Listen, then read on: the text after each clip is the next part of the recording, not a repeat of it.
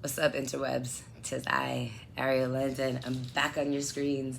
It's been a hell of a week. It's been an interesting couple of weeks, actually. This year's been wild. Anyways, I shared a story on Twitter. Many people, it seems to have resonated with many people.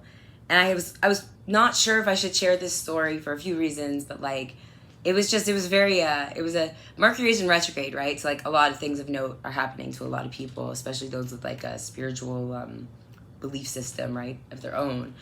So anyways, as Mercury retrogrades and Ray J's and the whistleblowers of the world and of hip hop culture emerge, I have a tale of my Mercury retrograde so far, which can kind of sum up almost every single aspect of my life at the moment in different ways. So on Friday, I went for, I had errands to run, right? So I was running errands. I was very focused on my tasks. As I was running errands, I noted I was in the midst of a shutdown street for a street fair, right? So on St. Catherine Street, if you know Montreal, you know that's like a main shopping street, right? So I was on the street and I was, observing the food. I'm like newly like pretty much on my vegetarian vegan game right now. So like I'm trying to find like food that isn't related to animals in some way. Anyways, I successfully find some Chinese food. I get it explained to me. Rice and roll, delicious Hong Kong style rice and roll in a peanut and sweet sauce. Delicious. I cannot stress it enough. So anyways, I get this rice and roll and I'm holding this in my hand. Then obviously most people who know me know that obviously I need a Diet Coke. Well, there was a dépanneur right behind me, as it just so happens, on St. Catherine Street, very busy street with a street festival going on. So as I'm walking into the dépanneur, it's a very hot day. Friday was hot. 29, but like felt like 32 Celsius, right? So I'm walking into the dépanneur and I see this dude who lives on the street. I've never seen him before. He's not wearing a top. And I ask him if he would like some water. And he says he would like a beer. And I said, I cannot buy you a beer, but I can buy you water. I'm trying to negotiate with him. And I'm like, water or soda or juice or, something refreshing that is like non-alcoholic beverage, right? I can't help you in that department, right? So he says he'd like some bread. So I said, having been homeless myself, I'm like, good choice, right? Like bread, you could do a lot of things with bread that can last you quite some time without being refrigerated, which is a huge problem with homelessness. This man did not seem like he had access to a refrigerator. But, that doesn't mean he might not have peanut butter stashed somewhere and that sandwiches for like maybe even a week, right? Potentially even longer, depending on how many mouths you have to feed. So, I walk into the, and I'm not really thinking about, price point at this point for me because I know this homeless man has requested bread. So I'm thinking he's going to survive off this bread for quite some time. I walk into the dépanneur and I purchase my Coca-Cola Classic, my Diet Coke, and a can, and a loaf of Italian white bread with like the sprinkles on the top. You know what I mean? The white shit. And yeah, so it's good bread. Like I've had this bread before. Sometimes when like I have a tummy ache, I purchase this bread. It helps in the moment, right? So I didn't even notice because I was holding coffee. I was holding my Chinese food. I was holding whatever else I had with me. And now I'm holding bread and the Diet Coke that I'm purchasing. And as a woman, we're like fucking octopus, right? We have to do everything at the same time. So obviously, I had to do the same. So I couldn't let one go. The coffee I should have thrown out, but I was not prepared to part ways with that just yet. A couple more sips were left. So I go outside and I hand this man the bread. And I say, I don't know what's said. Something's just exchanged. We were saying parting words, I think. And as I'm leaving, he says to me, would you like to see my warriors? Well, yes. I fully said yes. Of course I said yes. I was curious. I needed to know what were the warriors, right? I could have been a whole slew of things, right? Really, there could have been many possibilities in this moment. So I said yes, but I was intelligent enough to take a few steps back away from him. So he, not one piece of bread, not one morsel of the bread I purchased, a $5 loaf of white bread with zero sustenance. Not one morsel of this bread went into his mouth.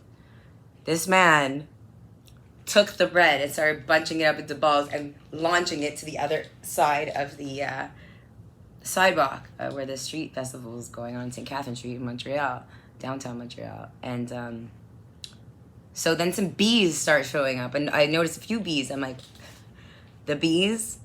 You know, those are your warriors. Oh, the bees, right? He goes, no. I'm like, oh, now I'm taking a couple more steps back. I don't know what the fuck's about to happen. I shit you not, in under 10 seconds, like definitely like 8 seconds max, like somewhere between that like 6 to 5 to 8 second mark. I don't know where they came from. I'm being legitimate. Like, it's literally almost like they came out of the clear blue sky. From this angle, which doesn't even make sense, but it's what happened. Max, like it's got to be like 30 birds, like 30 pigeons just descended, like the same fucking moment. A gang of pigeons descended and created chaos on the street. So much so that most people on the street, at least our side, were looking.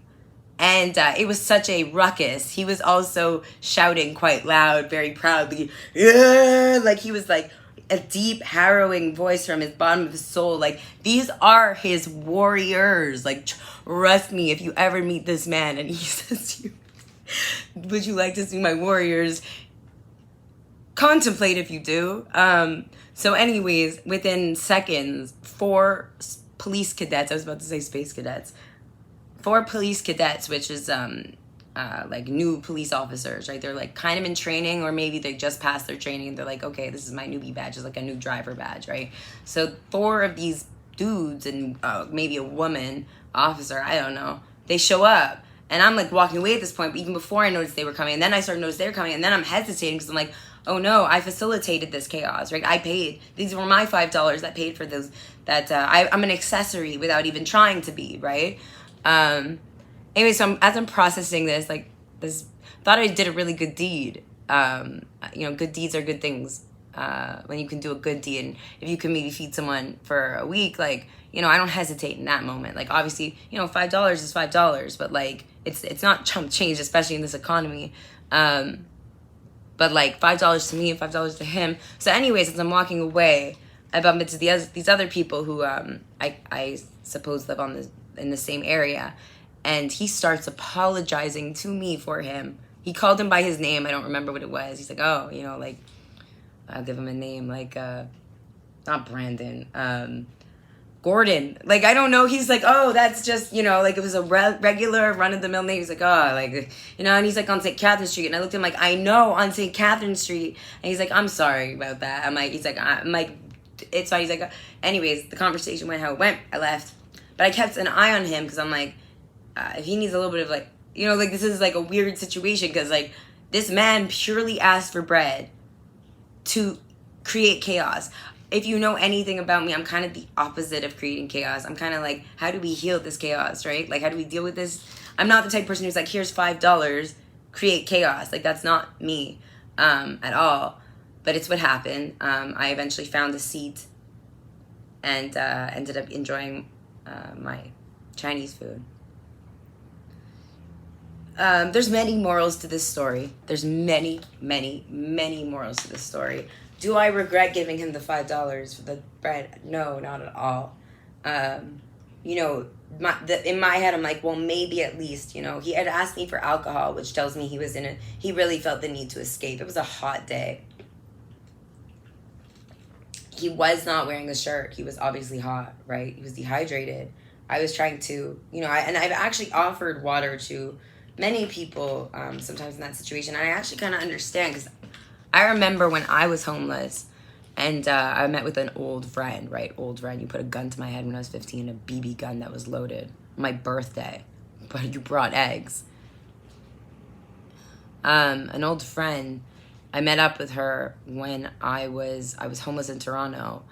And I met up with her and she asked, I guess, what I wanted. And I said, I was very specific, right? I knew what I wanted. I wanted a Diet Coke and a chocolate bar. That's all I could really tolerate. Like, there's many considerations a person who is living on the streets has to make in order to survive, right?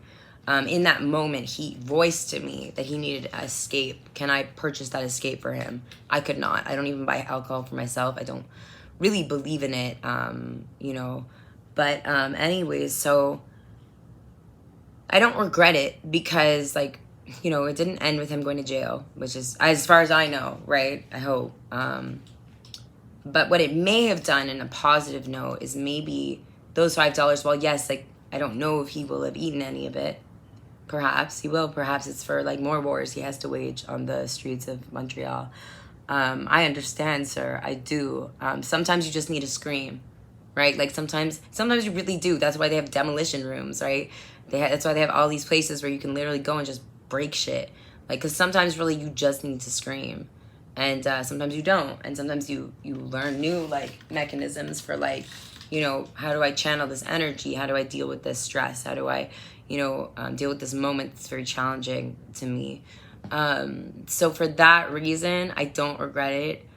It was also wild. Like, somebody on Twitter, the reason why I'm even recording this is because somebody on Twitter said, and I've been in a lot of places, I could have come up with many responses to this, but it had just happened the day before. And the person on Twitter asked, what's the craziest thing anyone's ever said to you? I'll go first. And then she talks about, like, a dude who tried to, like, who broke up with her and then was like, I should have impregnated you so I could have had access to you my whole life. Like, bro, that's pretty wild. I was like, yeah, I got a wild story too. I had many. I actually told 2 on that thread. But this one has over 200 likes as of right now, which is cool and quite a bit of engagement for me. So thank you. I'm glad you felt me on that.